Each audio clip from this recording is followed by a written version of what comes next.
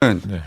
제가 과거 대통령 그 지지율을 보면 3자를 찍고 회복된 대통령은 없습니다. 많은 변화가 있었죠. 대통령 지지율에도 엄청난 변화가 있었고 지금 이거 요 며칠 사이에 나오는 것들은 40 뭐 겨우. 예, 그거는 이제 3자 곧 나와요. 왜냐? 일주일 사이에 두 사람이 같은 말을 했습니다.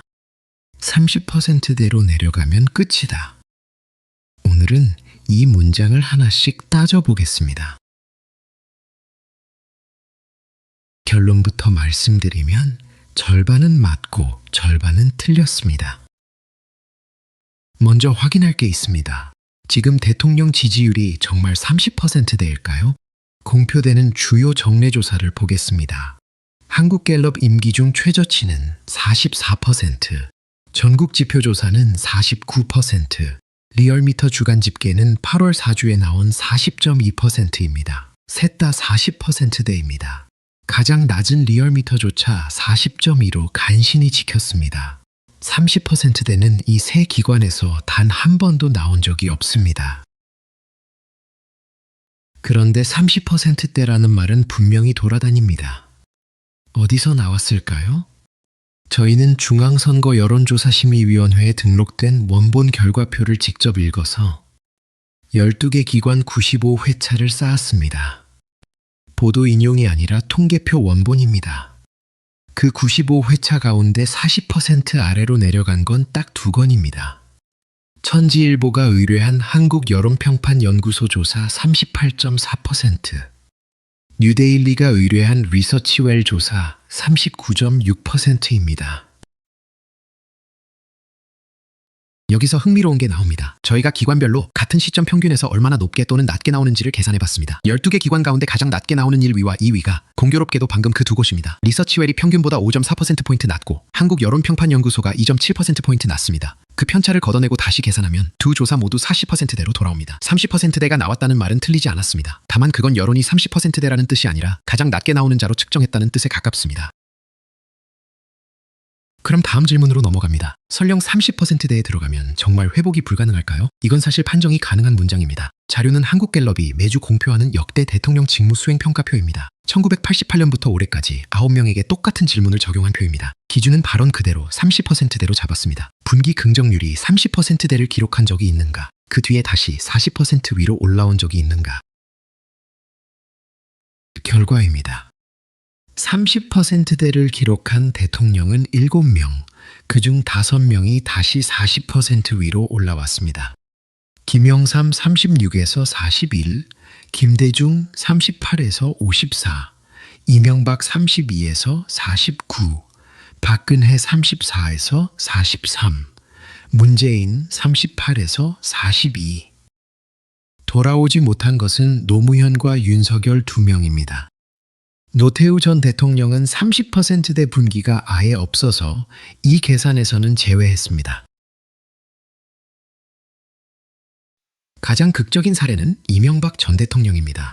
취임 첫 해 4분기에 32%였는데 3년차 2분기에 49%를 기록합니다. 17%포인트가 올라갔습니다. 참고로 그의 임기 중 최저치는 첫 해 2분기 21%였습니다. 20%대에서 40%대 후반까지 올라간 겁니다. 그리고 3년차 내내 40% 초중반을 유지합니다. 반짝 반등이 아니었다는 뜻입니다.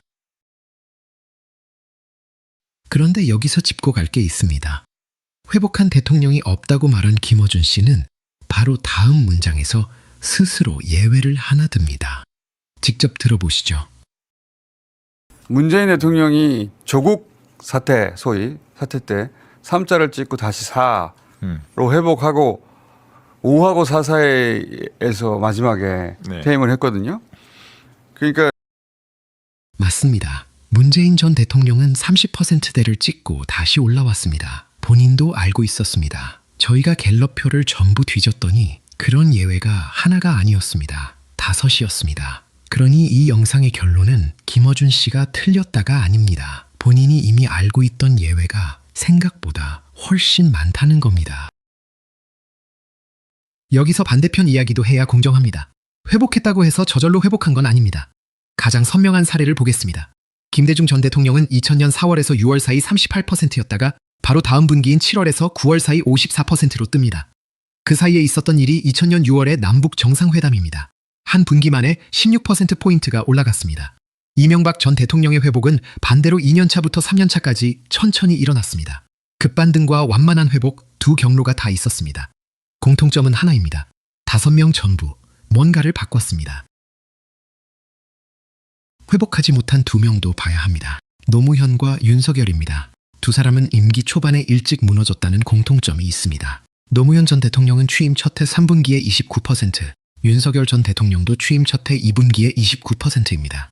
반대로 회복한 5명은 대부분 임기 중반 이후에 저점을 찍었습니다. 언제 떨어졌느냐가 얼마나 떨어졌느냐보다 중요할 수 있다는 뜻입니다. 이제 조금 다른 이야기를 하겠습니다. 애초에 30%대냐 40%대냐를 따지는 게 가능한 일일까요? 여론조사꽃은 매주 같은 문항을 자동응답 전화와 전화면접 두 방식으로 동시에 돌립니다. 기관도 같고 문항도 같고 주간도 같습니다. 그 18쌍의 차이가 평균 9.1%포인트입니다. 방식만 바꿔도 9%가 움직입니다. 결정적인 사례입니다. 2026년 8월 18일부터 21일까지 같은 나흘 동안 두 기관이 조사했습니다. 한국갤럽은 44에서 45%로 올랐다고 발표했고 리얼미터는 43.0에서 40.2%로 내렸다고 발표했습니다. 같은 기간, 반대 방향입니다. 이런 자를 놓고 앞자리가 3이냐 4냐를 다투는 건 자를 믿는 게 아니라 자기가 보고 싶은 자를 고르는 겁니다. 판독 중에 하나 더 발견한 게 있습니다. 리얼미터는 매주 2가지를 따로 냅니다. 하나는 심의위에 등록하는 이틀간 조사 통계표 약 1000명 규모입니다. 다른 하나는 언론에 공표하는 5일간 조사 주간 집계 2000명에서 2500명 규모입니다. 기사에 실리는 리얼미터 지지율은 뒤쪽입니다. 같은 기관 이름 아래 표본도 조사 기간도 다른 두 숫자가 돌아다니는 겁니다. 인용할 때 어느 쪽인지 확인해야 합니다. 한 가지 더 검증하겠습니다. 유시민 씨는 여당 의석수가 대통령 지지율의 3배쯤 된다는 경험칙을 여러 번 말해왔습니다. 윤석열 35%에 105석, 문재인 55%에 190석대. 이 두 사례만 보면 잘 맞습니다. 그런데 과거로 밀어보면 깨지는 지점이 나옵니다. 2004년 총선, 직전 분기 노무현 대통령의 갤럽 긍정률은 25%였습니다. 3배면 75석입니다. 그런데 실제로 열린우리당은 152석을 얻었습니다. 2012년 총선도 보겠습니다. 직전 분기, 당시 대통령의 긍정률도 똑같은 25%였습니다. 그런데 새누리당은 152석을 얻었습니다. 같은 25%, 같은 152석. 예상의 2배입니다. 게다가 이 경험칙은 어느 분기값을 넣느냐로 답이 달라집니다. 2020년 총선은 직전 분기값이면 138석, 선거가 치러진 분기값이면 183석이 나옵니다. 실제는 180석입니다. 같은 규칙으로 40석 넘게 벌어집니다. 참고는 되지만 임계선을 그을 만큼 단단한 자는 아닙니다. 그럼 뭔 봐야 하느냐? 앞자리가 아니라 어느 층이 움직였느냐입니다. 7월 중순과 8월 중순 사이 자동응답 조사와 전화면접 조사를 각각 따로 돌려봤습니다. 서로 다른 표본, 서로 다른 방식입니다. 그런데 두 조사가 똑같은 답을 냈습니다.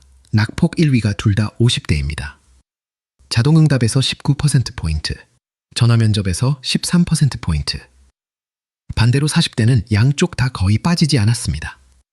40, 50이라고 한 덩어리로 부르던 기반이 갈라진 겁니다.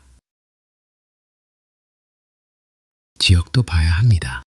리얼미터 8월 사주조사에서 가장 크게 빠진 지역은 광주, 전남, 전북 8.8%포인트였습니다.